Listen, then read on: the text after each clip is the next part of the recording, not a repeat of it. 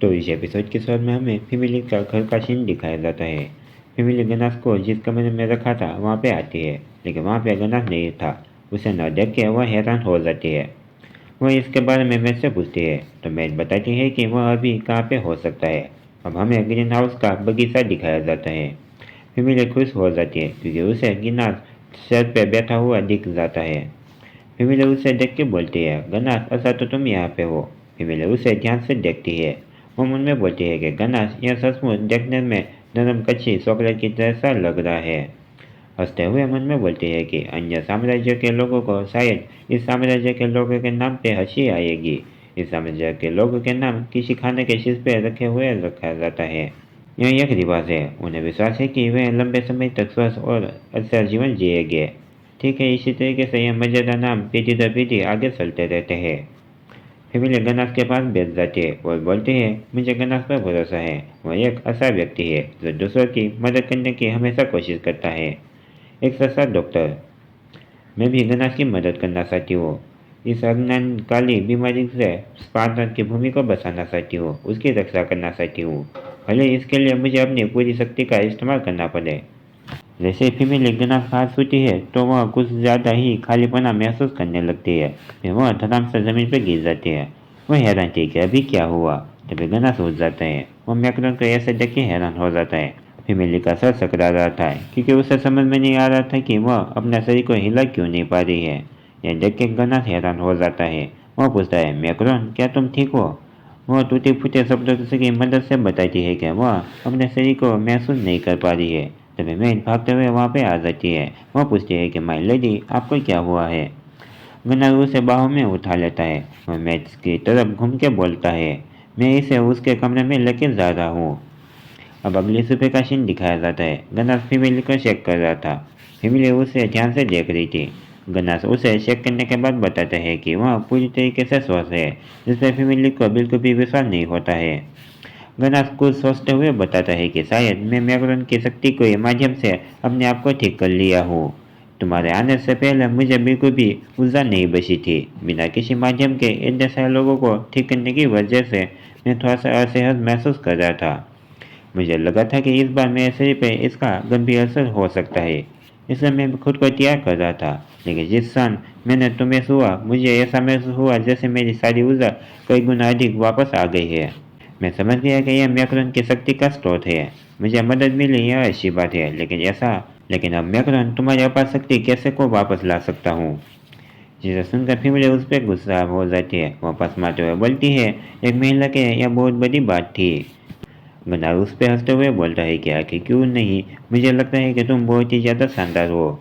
लेकिन फैमिली इससे हैरान हो जाती है क्योंकि उसने पूरी ताकत से मुक्का मारा था, लेकिन फिर भी गनास ने बड़ी आसानी से उसे रोक दिया। फैमिली सोचती है, यह काफ़ी ज़्यादा नरम है। क्या एक सामान्य महिला को ऐसा ही महसूस होता है? नहीं, लेकिन यह एक अच्छी बात भी हो सकती है। यदि तुम्हारी अपार शक्ति चली जाती है तो तुम अपने आसपास मौजूद किसी भी व्यक्ति को स्वर नहीं पहुँचाओगे और मुझे अकेलापन से भी नहीं लगेगा। मुझे अपनी माँ की ज़्यादा याद भी नहीं सताएगी। गनास हैरान हो जाता है क्योंकि फैमिली की आंखों से आंसू आ रहे थे। गनास पूछता है कि क्या तुम रो रही हो? फैमिली मना करती है। गनास फैमिली से माफ़ी मांगता है कि और बताता है कि वह उसकी शक्ति वापस लाने में कोई ना कोई मदद ज़रूर करेगा। वह इसका उपाय जल्दी ढूंढ लेगा। अगर ठीक लगे तो वह तुम्हारे साथ रहेगा। मैं तुम्हें अकेला नहीं छोड़ूंगा। फैमिली हैरानी से उसे देख रही थी। वह ठीक है बोलती है। तभी उससे पेट से आवाज़ आने लगती है। उसे काफ़ी ज़्यादा भूख लगी थी। वह मेड द्वारा कई सारा केक और चाय मंगवाती है। फिर वे उन सभी को खाना शुरू करती है। वह खाती जाती है, सिर्फ खाती ही जाती है। इतना ज़्यादा खाती है कि खा खा के मोटी हो जाती है। सब कुछ खाने के बाद वह खत्म कर देती है, जिसे देख के तो गनास भी हैरान था। अब फैमिली चाय पी रही थी। तभी गनास सवाल पूछता है कि तुम अब चाय के कप को काफ़ी आसानी से उठा पा रही हो। फैमिली इससे हैरान थी। गनास पूछता है कि आपकी शक्ति वापस आ गई है ना? फैमिली हैरान थी। वह खुशी से बताती है कि ऐसा लगता है कि मिठाई खाने से मेरी अपार शक्ति वापस आ गई है। गनास को इससे थोड़ी सी राहत मिलती है। वही फैमिली काफ़ी ज़्यादा खुश थी। फिर गनास वापस चला जाता है। वही फैमिली अपनी शक्ति को लौटने से काफ़ी ज़्यादा खुश थी और थोड़ी सी उदास भी। वह गनास के बारे में अपने पिता को नहीं बताती है। अब अगले सीन में मेरे फैमिली को बता दी थी कि इस बात की पूरी पुष्टि कर दी गई है। इस संपत्ति पे शाही परिवार द्वारा कोई भी खबर नहीं है। फैमिली से आश्चर्यजनक रूप से चारों ओर शांति है, इससे हैरान थी। तभी मैं दूसरी खबर बताती है कि शरबत इस स्टेज पर आ चुके हैं। आज सुबह ही उन्हें देखा गया था। जिस तेजी से वह गेट से प्रसार हुए थे, उसे देखते हुए ऐसा महसूस हो रहा है कि वह बहुत जल्दी यहाँ पे पहुँच जाएंगे। तभी एक दूसरी महिला के बताती है कि शरबत आ चुके हैं, जिसे सुनकर मैं चौंक जाती है। फैमिली मेरे से बोलती है, इस बात का ध्यान रखना कि ड्यूक यहाँ पे आए थे, यह बात किसी को भी पता न चले। मैं समझ जाती है। अब हमें शरबत को दिखाया जाता है। फैमिली उसका स्वागत करती है। शरबत यहाँ पे दोबारा उससे मुकाबला करने के लिए आया था। वह इस बार उसे पक्का हरा देगा, इसका उसे विश्वास था। अब हमें एक्सएल का फोटो शूटिंग को दिखाया जाता है। वह अलग अलग पोज के साथ अपनी फोटो खिंचवा रही थी। जुजू भी यह सब कुछ देख रही थी और मन में बोलती है, ऐसा लग रहा है कि आज रात तक इसका फोटो शूटिंग खत्म नहीं होने वाला है। अब अगले सीन में हमें वह बाथटब में आराम करती हुई दिखाई जाती है। एक्सरे बोलती है, जुजू भी क्या तुम वहीं पे हो? जुजू भी जवाब देती है कि जी हाँ, मैं तुम्हारे बगल में ही हूँ। एक्सरे शिकायत करती है कि वह इतनी सारी ड्रेस को बदलने की वजह से काफ़ी ज़्यादा थक गई है। जुजू भी बोलते हैं कि आप आजकल विशेष रूप से काफ़ी ज़्यादा मेहनत कर रहे हैं। मुझे चिंता तो हो रही है। क्या आपके मन में कुछ सवाल है? आप जानते हैं, जब हाल ही में मुश्किल हो तो आप मुझसे ये बात कर सकते हैं। यह बात उसे बिल्कुल भी पसंद नहीं आती है। वह उसके सामने आ जाती है और जुजुबी को अपने हद में रहने की सलाह देती है। जुजुबी ठीक है इतना ही बोलती है, जिससे यह और भी ज़्यादा खिंच जाती है। वह उसका चेहरा पकड़ के बोलती है, आप अभी भी उस सीक्रेट रिसर्च में लगे तो नहीं है ना? अगर आप अपनी त्वचा को लगातार रासायनिकों के संपर्क में लाते रहेंगे तो वह काफ़ी ज़्यादा खराब हो जाएगी। देखो तुम्हारा चेहरा कितना ज़्यादा सूख गया है। फिर वो वहाँ से जाते हुए बोलती है कि मैं बहुत तनाव में हूँ, मुझे जल्दी एक चाय पार्टी की आयोजित करने की ज़रूरत है। जीजी भी बताती है कि वो आपके तैयार करने में मदद कर सकती है और बिना कुछ बोले ही वहाँ से चली जाती है। जुजू भी मुस्कुरा रही थी। जब वह अकेली बैठी होती है तब वह बोलती है, ऐसा लगता है कि मुझे इस चाय पार्टी को भी संभालना होगा। नौकरों द्वारा सुनी गई सजावट में कोई भी एक्सरे के स्टैंडर्ड पर पूरा नहीं करेगी। खाने के बर्तन विशेष रूप से शिप की नकलशाही के साथ होने चाहिए। दक्षिण तट से प्राप्त हुई चीज़ें आजकल कुछ ज़्यादा ही प्रख्यात हैं। मुझे किसी और से पहले शीत को सुरक्षित करनी होगी ताकि हम अन्य पक्षों से पीछे न रह जाएं। साधारण फूलों तो बहुत ही ज़्यादा घिसे पीटे हो गए हैं। अगर मैं उसे स्पार्टन के बगीचे के बेरी के सजाऊं तो कैसा रहेगा? इतना ही, शायद मुझे स्पार्टन जाना होगा। अगर मैं अभी जाके बीज लेके आती हूँ तो वह शरद ऋतु से पहले पौधे पूरी तरीके से विकसित हो जाएंगे। क्या तुम सुन रही हो मैं क्या बोल रही हूँ? शेरेज, हमें एक प्यारे से छोटे बिल्ली को दिखाया जाता है जो प्यार से मियाऊ बोलता है।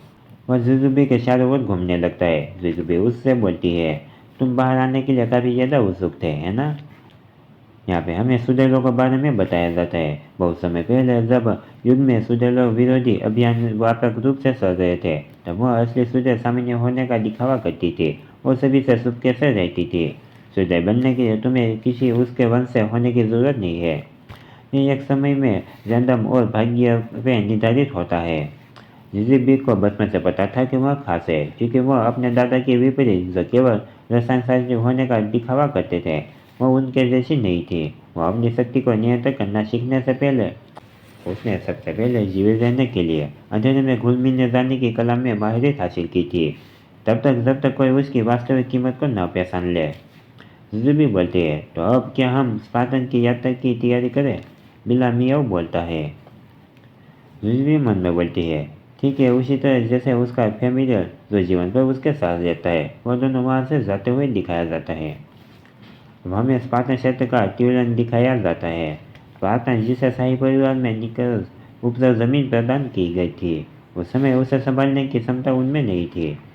उनके पास क्षेत्र की जनता पर केंद्रीय नीति का स्थापित करने के अलावा कोई भी विकल्प नहीं था।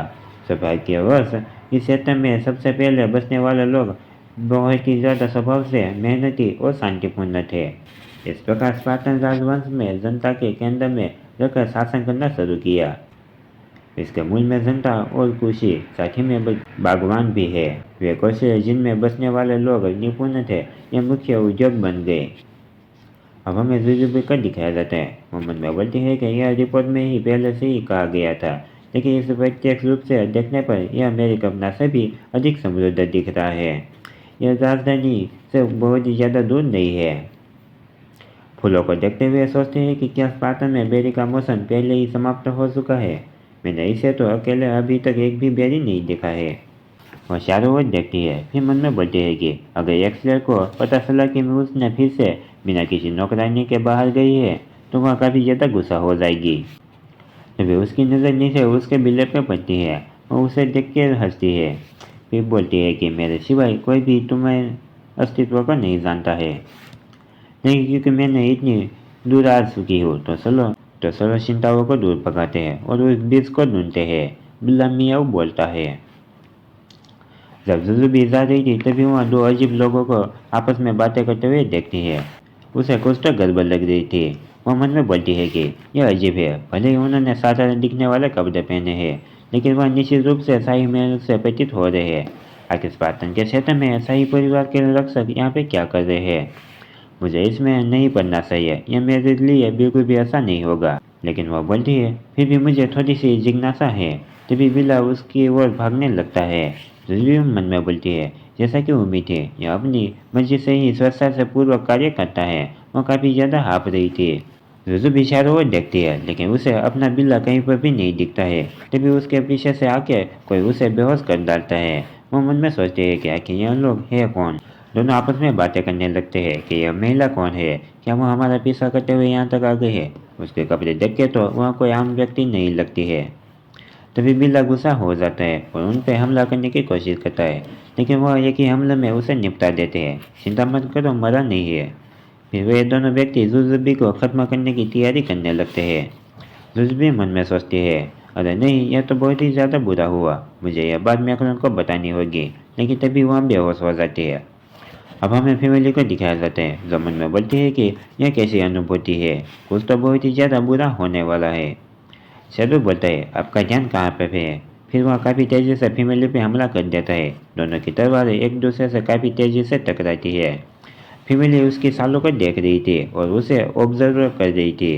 दोनों पैसे कर ही रहे थे तभी मैं भागते हुए आती है और बताती है कि ट्विलन में आग लग गई है, जिसे सुनकर दोनों हैरान हो जाते हैं। फैमिली को वहाँ पे रहे लोगों की चिंता होने लगती है और उन्हें बचाने के लिए जाने लगती है।